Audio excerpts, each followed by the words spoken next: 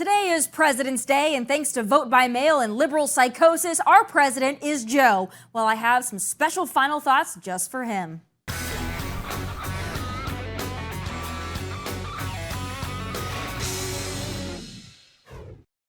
Today is President's Day, and boy, sure would be nice if we had one. Technically, Joe is our president, though he doesn't seem to care too much about his actual constituents, as evidenced by the fact he's in Poland today and not Ohio. But in case you haven't been lied to yet today, let me just toss this headline up there.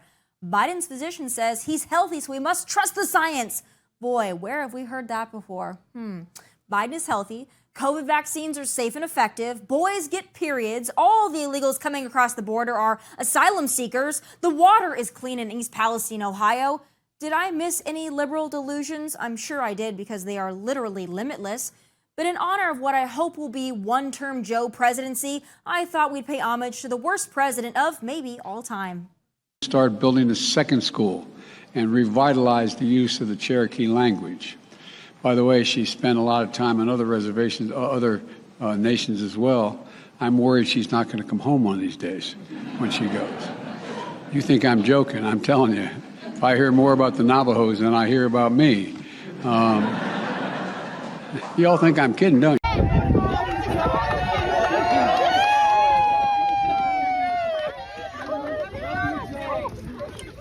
And the energy problem, we're going to deal with the whole notion of global warming. We passed $368 billion worth of help, which, as the same bankers talk about, is going to bring $1.7 billion off the sidelines in investment. We'll construct a second fab here in Phoenix to build chips, 3 nano chips, the 3 nano chips that are 3 nano, and you know what I'm saying. No, I don't know. Cisco Systems and Cyber Bastion, a diaspora-owned small business. I tell you what, I don't know where, as they say in Southern, doesn't know where you all been. Hot damn, boy. I tell you, look. Name me a world leader who changed places with Xi Jinping. Name me one. Name me one. Oh, we all know, or at least if we're honest, we will all admit how we got here. The Chinese Communist Party unleashed COVID on the world panicked, the Democrats blamed Trump, the Democrats hid Biden and his crackhead son's laptop in the basement, and mass mail-in voting made way for Joe to ascend to the White House, whether he knows where, who, or what he is or not. Hell, he's referred to Kamala as president no fewer than 5 times, so maybe this day also belongs to her. Kamala Harris, czar of all things, master of literally none, says she intends to run with Joe again in 2024, proclaiming that he is not too old or cognitively inept to continue on as the radical left's puppet and Trojan horse. But there is a plot twist in this story, and it's even more salacious than a midday soap opera. Word on the street is high-level Democrats are indeed concerned with Biden's age, but they will push for his re-election, not because they believe in his abilities, but because even in Joe's quite obvious cognitive decline, he is still a better option than Kamala. And this is Democrats who are rumored to be thinking this, not me. They'd rather have a walking ice cream zombie than school bus enthusiast Kamala. Damn, that's bad, real bad. They know if Joe doesn't run, they have no choice but to diversity pick and elevate Kamala, and that terrifies them as it should. But at least Joe has an excuse. Dementia. What is Kamala's? Talking about the significance of the passage of time, right? The significance of the passage of time. So when you think about it, there is great significance to the passage of time in terms of what we need to do to lay these wires, what we need to do to create these jobs. And there is such great significance to the passage of time when we think about a day in the life of our children. This entire administration is like the train derailment in Ohio, toxic and unbearable. So to round out this President's Day, let me just say, or plead rather, please, Ron DeSantis, please run for president. Breaking news, American students are getting dumber through no fault of their own. Let's take Baltimore as one example. Though Baltimore Public Schools had a $1.6 billion budget in 2022, which comes out to about $22,000 per student, new testing scores show 0 students in 23 different schools across the city are proficient in math. 93% of 3rd through 8th graders also tested below grade level in math. Wow.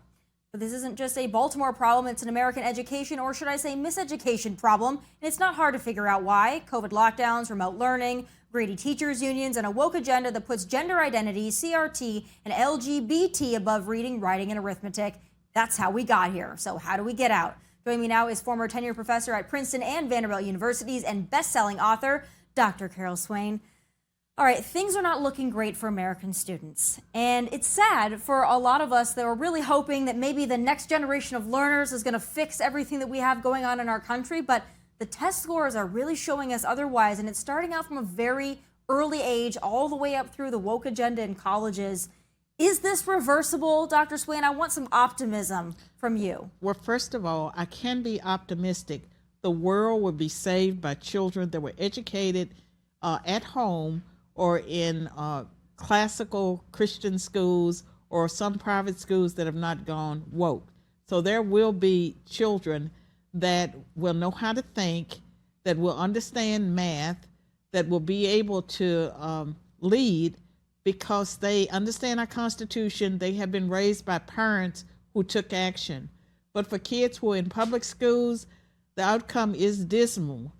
And after the COVID lockdowns, the national, what do they call it, NAEP, the educational scores, there was an 8-point drop in math that erased all the gains of the 2000s.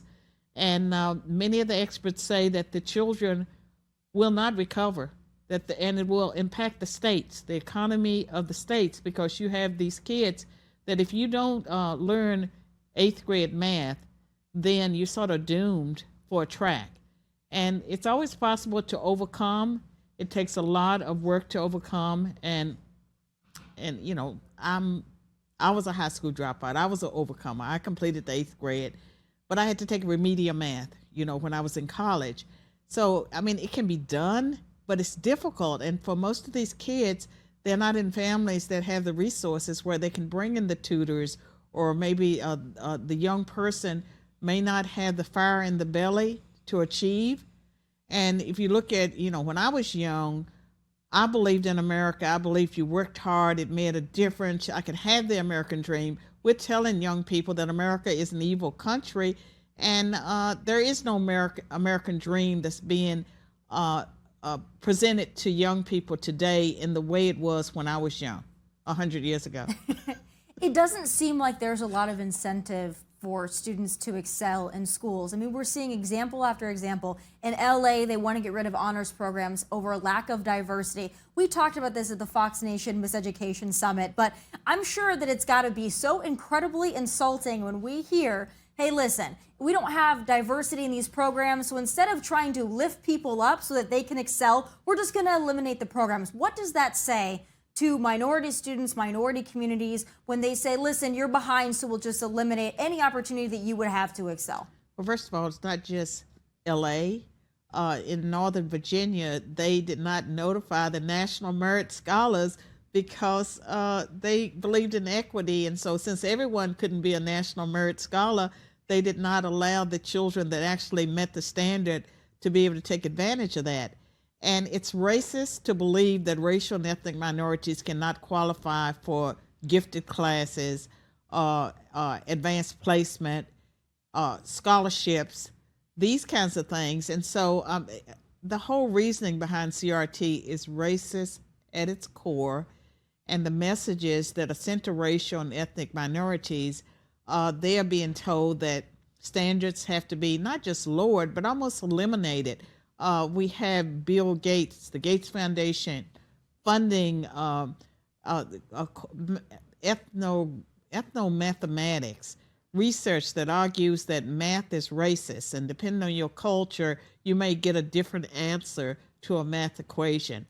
And you think about every profession in the world, including art, requires knowledge of mathematics. And you have blacks and every racial and ethnic group in just about every field. You have black scientists, you have black mathematicians, doctors, lawyers, every field, architects. Even the pharmacist needs to know math. If not, they're going to kill someone. And so you have people doing these fields they have been able to meet the standards, but now racial and ethnic minorities are being told that math is racist, and standards need to be either lowered or eliminated, which means that it's going to hurt the next generation, because if they internalize that, they're not going to apply themselves. If I had believed that the world was stacked against me, that math was racist, that I could not learn, why put forth the effort?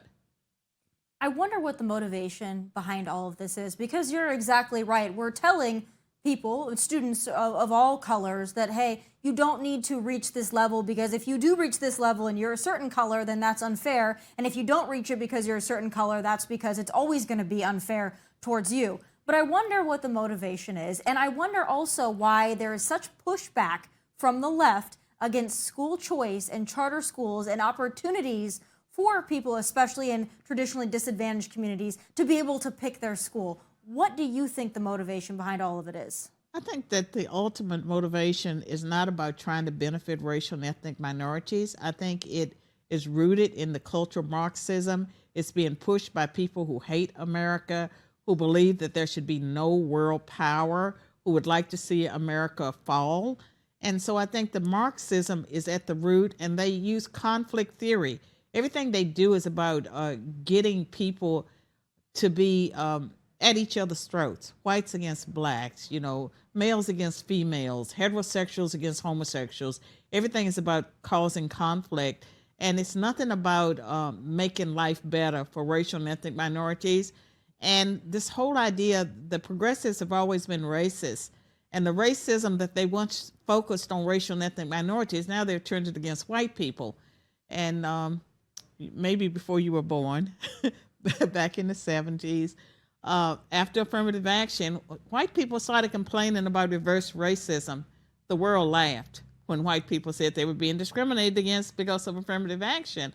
Well, I can tell you that white people are being discriminated against through these DEI and CRT programs, and bullying and shaming white people, that is against the law, because we have a Civil Rights Act, we have civil rights laws, we have an Equal Protection Clause of the Constitution. It is not acceptable, it's not American to bully or shame anyone, yet we see progressives right now, they've decided that to advance their agenda, they must have whites and blacks at each other's throats, hopefully for them hating each other. And then this equity is not equal opportunity. In my day, what we wanted and what we fought for was non-discrimination, an end to discrimination, equal opportunity. We were taught to believe in a meritocracy.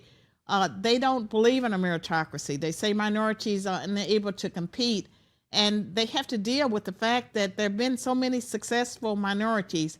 Those of us who have been successful under the non-discrimination, equal opportunity regime, they try to erase our accomplishments. And it's an evil system. No one benefits from it. The only people that benefit from it are America's enemies. Right. And what always seems to be white liberals who were at the top of this food chain here, telling people that average white people are bad, but that they are the saviors of every other ethnic group out there. I mean, it's time and time again. They're the useful idiots. Right. They're the useful idiots, because some of them are sincere. But I can tell you that there are some progressives that or liberals from the 1960s, 1970s, very much involved in the civil rights movement. And the civil rights movement was an honorable action and cause to be involved in. They will tell you, this is not what I fought for. This is not what I want. And I would say that the progressives manipulate a lot of the sentiments of liberals. They use lies. What they're doing would not work if they didn't have the legacy media willing to lie for them and cover up the truth.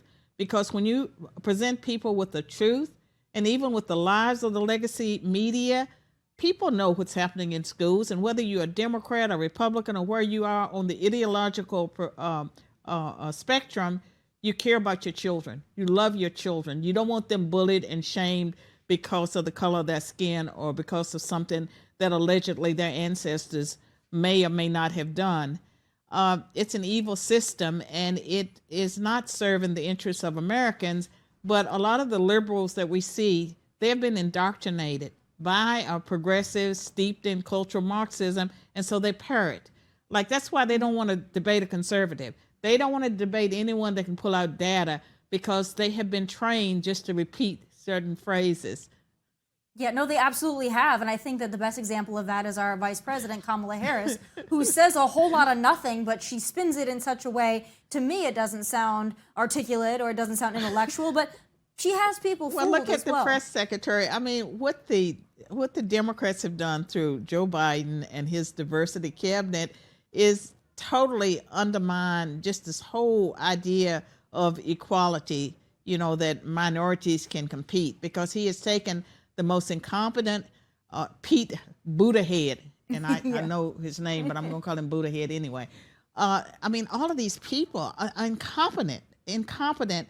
He could have chose racial and ethnic minorities and homosexuals and lesbian people that had qualifications, that were qualified, that that are not out there, that the most important thing about them is their sexual identity, and so I have to talk about my sexual identity because that's my most important accomplishment.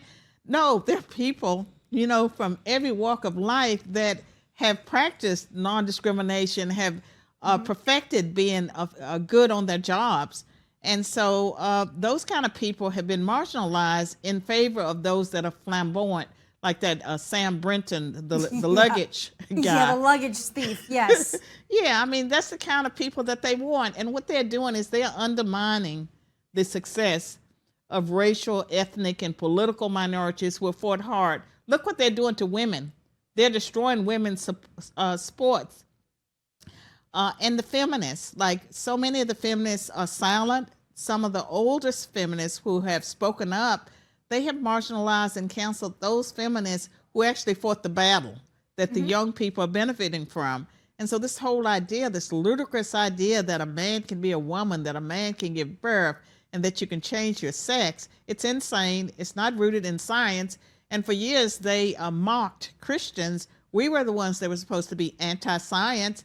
And you see, what anti-science really means, that they reject science when it serves their agenda. And what they're doing is dumbing down education for every American child and every person, who is keeping their mouth silent because they don't want to be canceled. They don't want to be laughed at. They're ludicrous. I mean, it's an endless source of material for brave comedians just watching the left.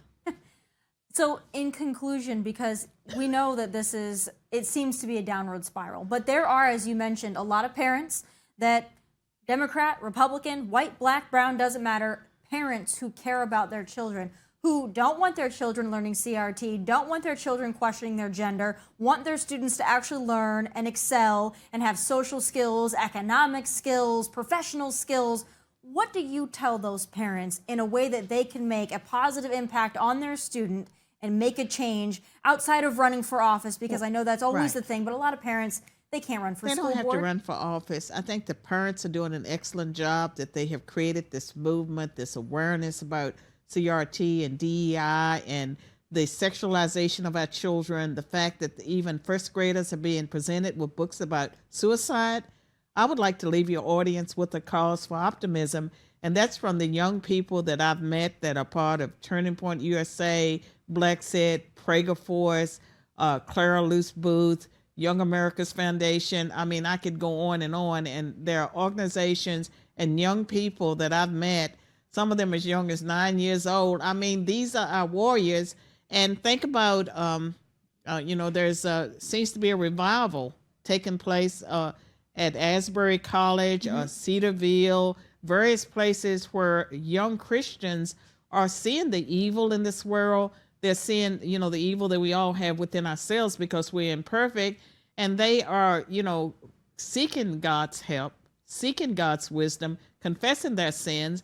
And I know enough from my own faith walk, and I had my Christian conversion experience in my 40s, is that I say Jesus is my superpower.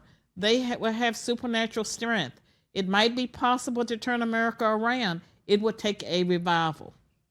Well, I hope that you're right about that, and you're right because I do. I'm speak usually to right. You are, and I also speak to a lot of those college kids and high school kids, and there is an excitement there because there is a battle to be fought and a war to be fought. Now, I promise this is the last thing, but I have to get your reaction to, you mentioned having your faith journey in your 40s. Well, according to Don Lemon, if you are beyond 40 years old, you are no longer in your prime. I have to get your take on that when he said last week that Nikki Haley being 51 years old was past her prime. I'll take 50. I don't know what he would say about me. I'm a dinosaur. He doesn't think Pelosi is past her prime, or Hillary Clinton, or Joe Biden. And so, I mean, it's just ludicrous. Don Lemon is a joke. He would not have his job now if it weren't for the fact that he leads with his sexual identity. I really loved Don Lemon before he decided to come out of the closet and become an idiot. Before that, he was a pretty good reporter. I had a lot of respect for him. When he came out of the closet and decided that his sexual identity was more important than anything else in the world, he became an idiot. He did, and you're right, he led with that. It was always a part of him, but when he chose to lead with that, and then now these comments, I mean, offending pretty much every woman out there, even if you are under 50 years old, he offended a lot of women, and I think he's paying the price for that. But I mean, there's so many other things he's done right. that he should have paid the price for. And but I do remember him before he came out of the closet, and it's just when the LGBT activists decided, that they were going to make it all about them, I think it hurt everyone that's a member of that community, because I'm 68 years old. You're supposed to be shocked. I am honestly shocked because you look absolutely fantastic. Okay, but I've always known members of the LGBT community. I even went to a dance once with a gay guy. We were the best looking couple there. I can't dance, so we weren't gonna win any awards, but this whole thing, the LGBT people that I've known, for the most part, they were just like everyone else. They worked hard, and they were not, the ones that I saw were not treated hateful because of their sexual identity, but they didn't lead with that. Right. I mean, they just worked like everyone else on doing a good job. And so what's happened now is very harmful to them, and it sets the wrong example. And there is so much grooming that is taking place in this transgenderism, in the mutilation of kids, all of these things that are taking place, it's evil. And more of us need to find our voice and take the risk and speak up. And I know that you said that you're not going to be running for office anytime soon, but I will say it again for the world to hear. If you so choose to run for an office in Nashville or Tennessee, you have my full support. But thank you, Dr. Swain, for being in Nashville, for always being a voice of reason, for always being on Fox News, and again being that voice of reason. And whatever you do for your skincare regimen, everybody wants to know, because Don Lemon would look at you and think that you're 35. I guarantee you that. Thank you so much for being according to him, I passed my prime. I'm just hitting my stride. Exactly. Exactly you are.